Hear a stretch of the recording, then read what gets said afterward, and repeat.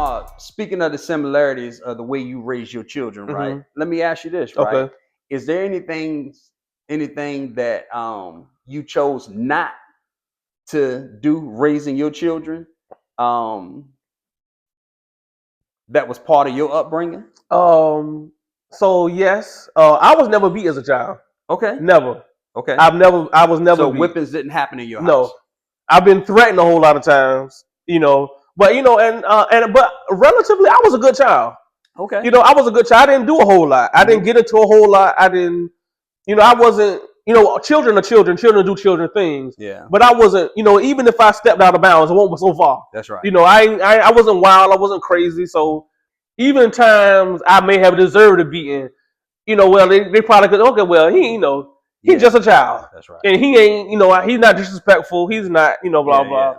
On the flip side, now, Elliot is a great child, but Elliot be wilding sometimes. Okay. So every now and then I have to pop Elliot. Okay. And, because of the way I was raised, so it's not even in me to be but so much. Mm-hmm. But he leaves me no choice sometimes. Well, I got to pop him on the hand. And it's not like, like I said, I wasn't raised to go get my switch off the tree. So it'll never be nothing like that. Gotcha. He'll probably never even be hit with a belt, but sometimes I have to pop him on the hand. Yeah. And when it get out of hand, I may even have to pop him on the butt. But it don't get too much further outside of that. Okay. But he forces me. No, I understand, bro. I definitely understand. So even for it to get to that point is because he done went to 12 or 13. I got you. And ironically, you say that about whippings not being a part of your upbringing. I got whippings growing up, and I whipped my children growing up. Yeah. You know what I'm saying? When they deserved it, when they,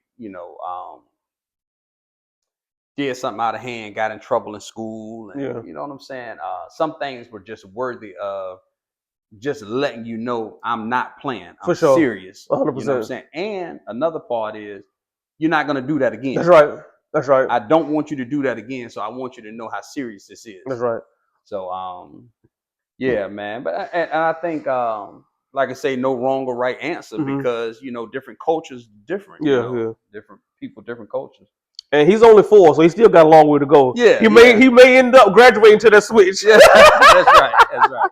You never know. Yeah, he might get there. I hope not. You never know how your children might turn out. That's right. Yeah. Hey, Lamar, as a man, which role comes easier to you?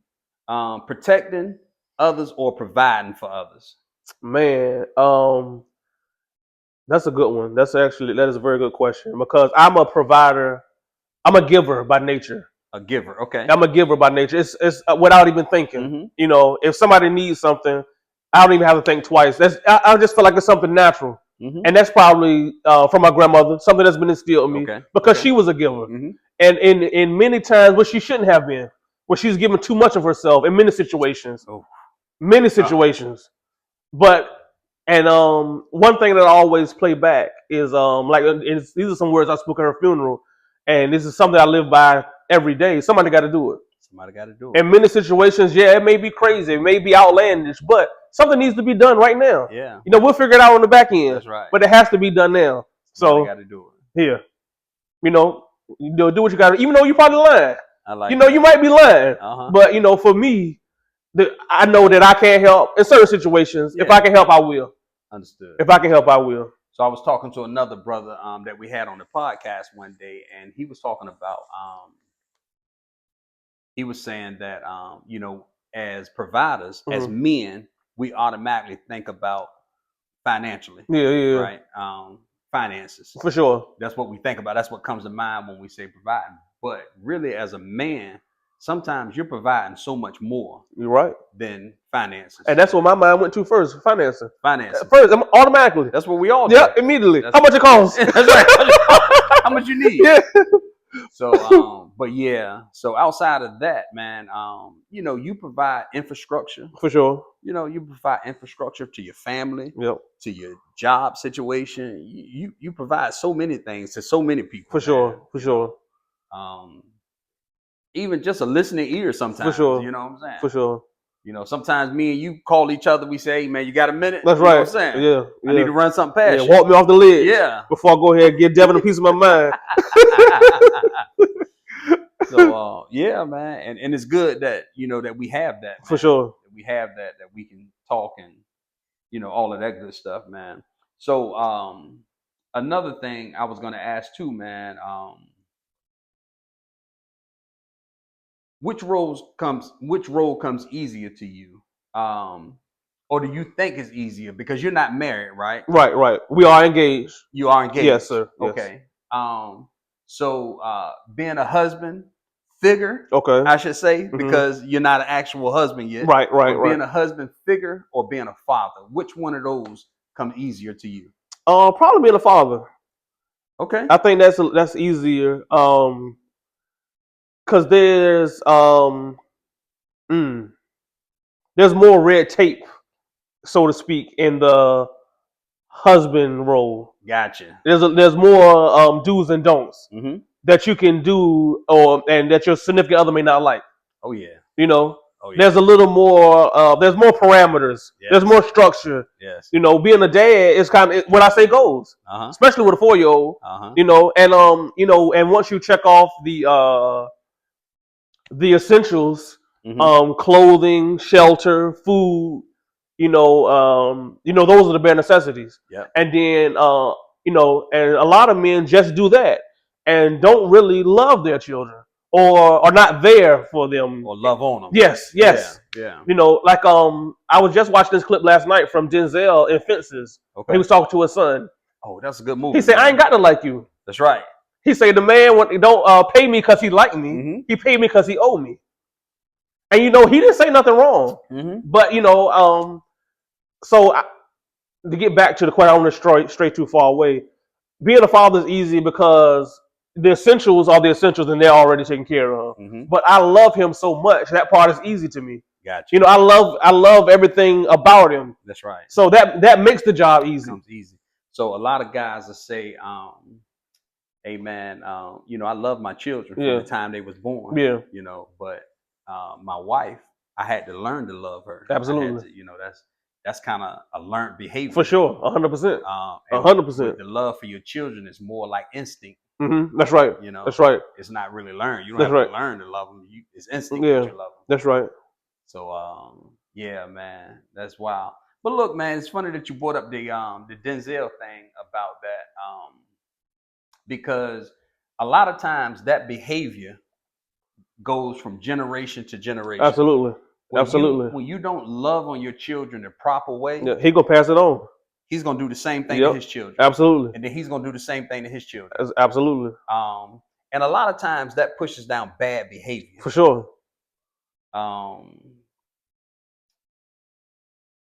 Yeah, man. Absolutely. Yeah. Absolutely. Yeah. I was just thinking about that. Absolutely. It's like it's not it's like the difference between legal and morality. Yes. What Giselle said wasn't legally wrong. Yes. It just was morally wrong. Yes. Yes. Absolutely, man. Absolutely. When you can love, why not? Why go against the grain to that extent when you can? It's just so much easier. It's so much easier for me to love you. Well, see, it's easy for you, right?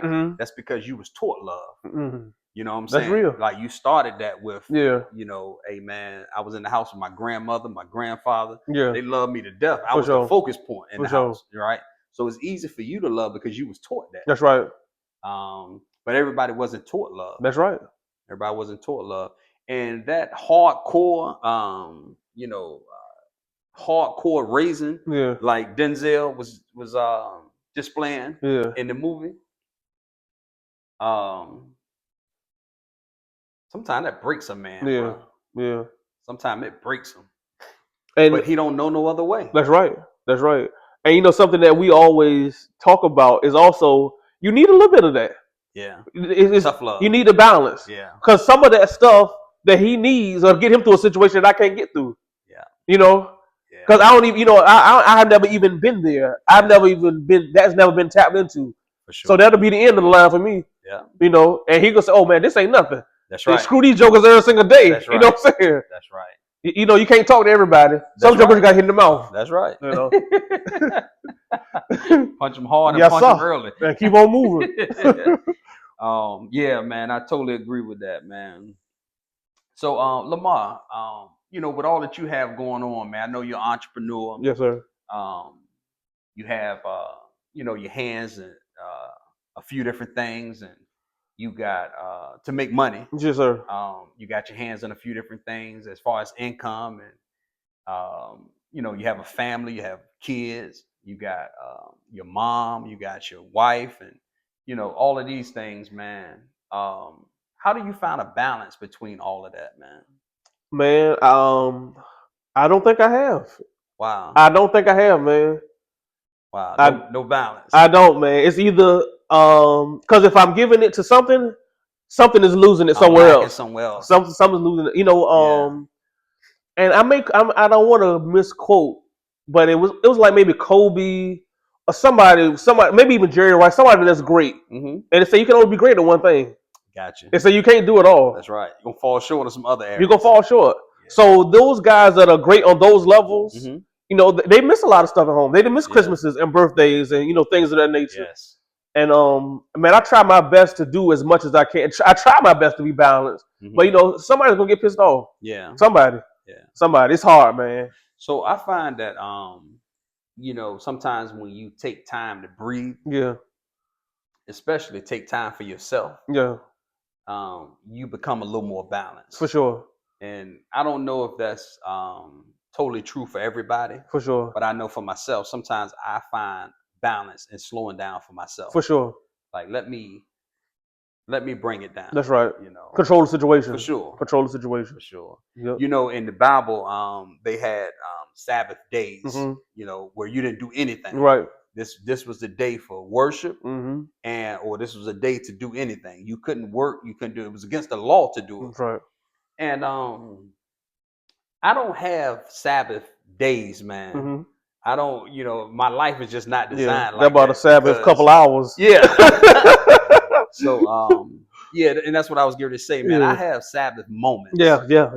Where I might have something to do this morning, but this evening I'm going to bring it down, and I'm going to be intentional about bringing it down this evening. And just, kind of hanging out at the house, watching TV, hanging out with my wife, spend some intentional time with her, whatever, listen to some music, whatever. That's right. Be intentional about that. So sometimes I feel like that gives me balance on the other things that I got going on.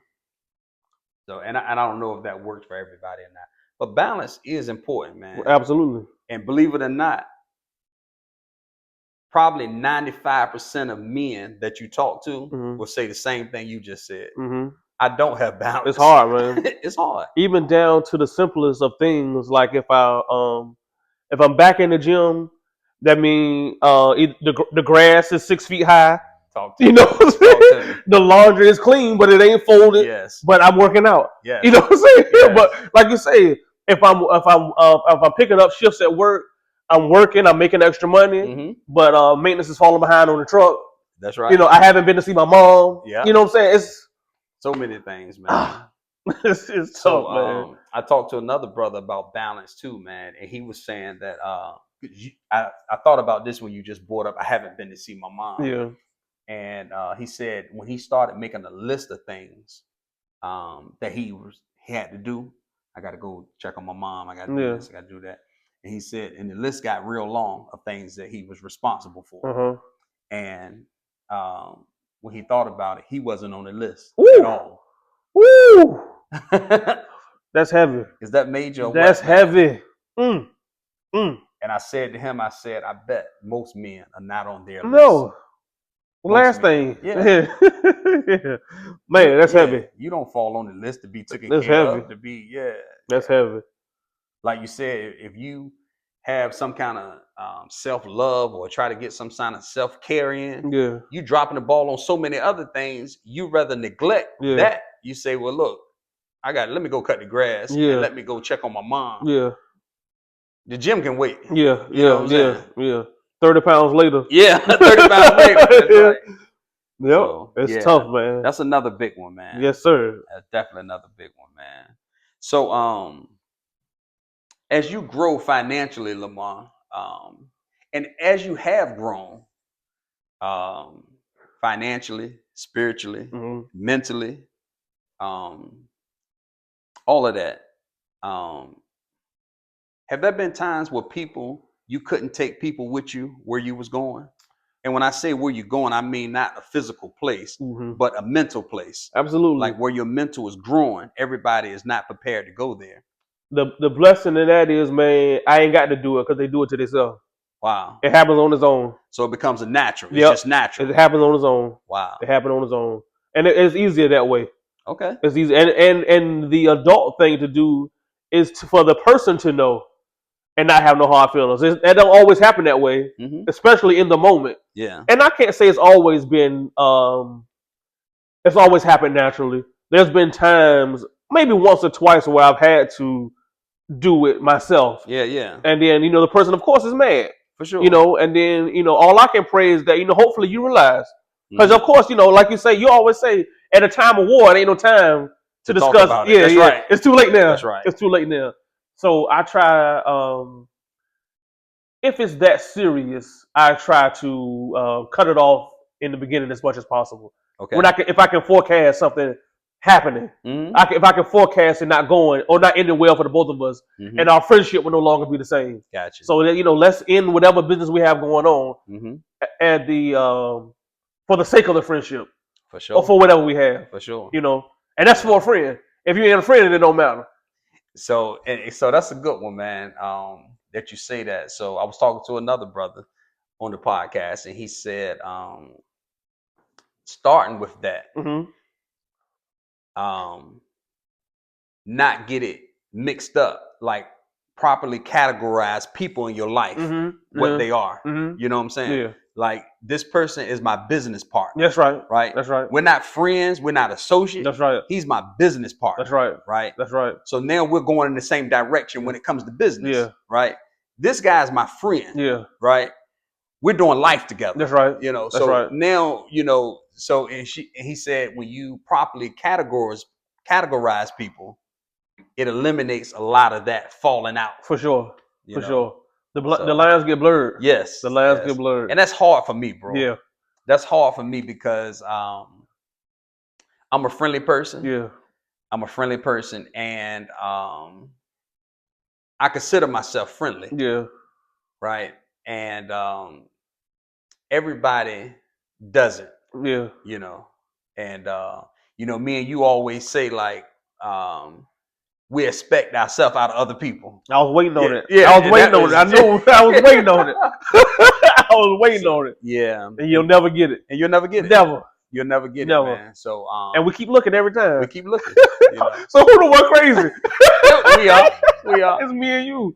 Every single time. Every single time, man. So I keep thinking to myself, like, I thought that just made a lot of sense. Yeah. If you start from the beginning and properly categorize people in your life, it'll eliminate a lot of ups and downs, misfortunes, expectations, all of that. It kind of takes care of all of that, man. But you, like I, lead with love. Yes.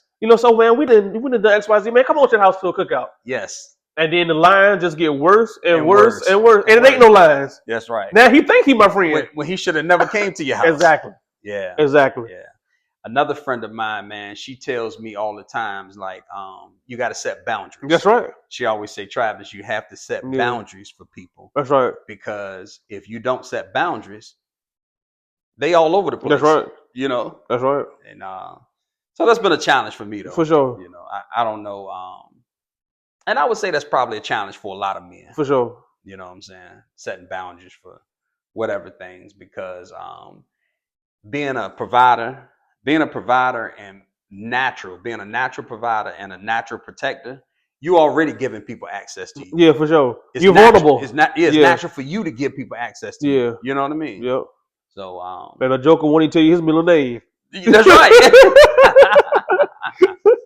That is so true, man. So true, man. Hey, Lamar, what's your biggest character flaw? Man. Is that a hard one, man? No, it's not, man, because I don't know if there's just one. Okay.